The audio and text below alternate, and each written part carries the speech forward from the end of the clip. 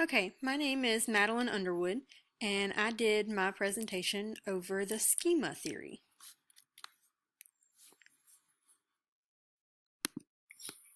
Okay, so the learning theory that I chose for my PowerPoint is the schema theory. So the schema theory states that all knowledge is organized into units. So these units are in your brain and they are similar to like a spider web. So in the middle you have the main word and then you have this spider web that goes out and goes over the other things that you connect to that word, such as you think of dog, you think fur, forelegs, tail, and you have all of those connected to dog.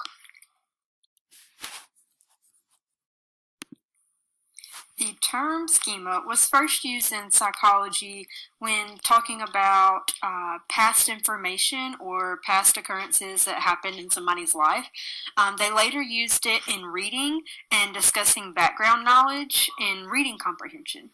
So it was important to have that background knowledge to be able to comprehend what the student is reading.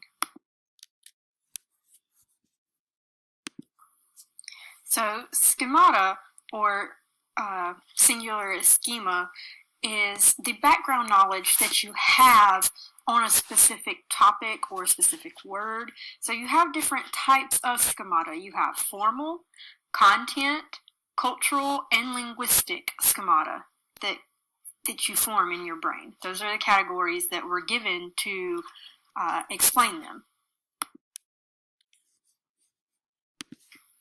So the first type of schemata I want to go over is formal schemata.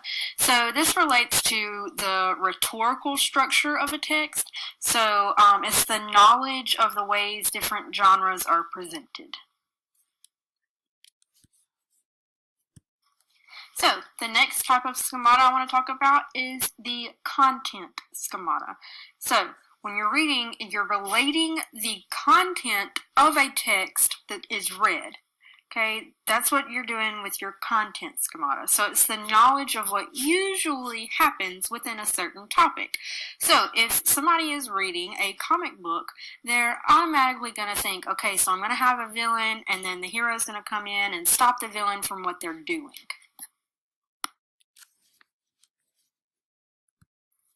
So the next one is cultural schemata. So they normally have this one underneath content, but with cultural schemata, it goes over the more general aspects of the cultural knowledge.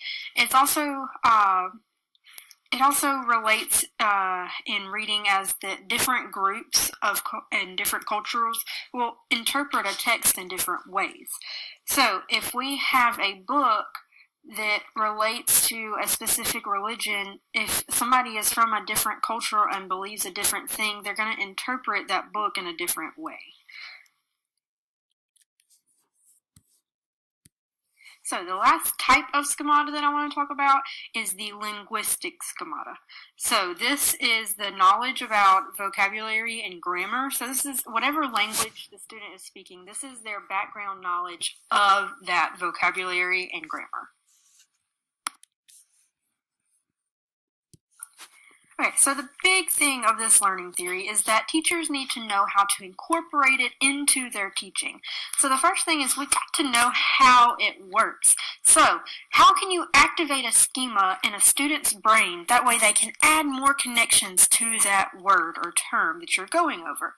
So when you introduce that term, it helps to see what they already know. So if you are thinking about our example, dog, students most likely know what a dog is, and they're able to relate it to forelegs, fur, tail. Then you can add other animals to that schema.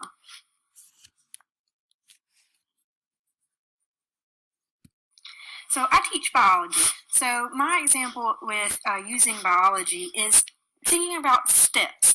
So when you think about the way you do something, you think about the steps, like making a peanut butter jelly sandwich. But in science, it's called the scientific method, and it's the steps that you go through to do an experiment. So you can use the prior knowledge of what steps are and then incorporate what the scientific method is, and that it's made up of steps. So they're able to make this spider web of information in their brain to associate with the scientific method. All right, this is my bibliography. Thank you for watching.